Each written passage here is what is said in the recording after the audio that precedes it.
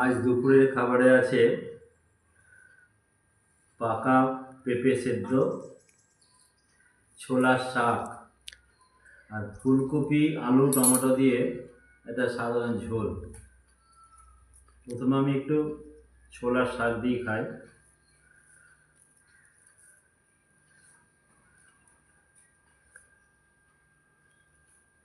বাহ, ছোলার শাক অপূর্ব সুন্দর হয়েছে।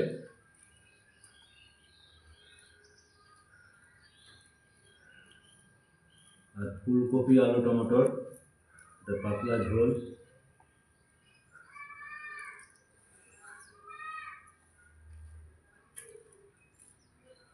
এটাও খুব সুন্দর। বাহ,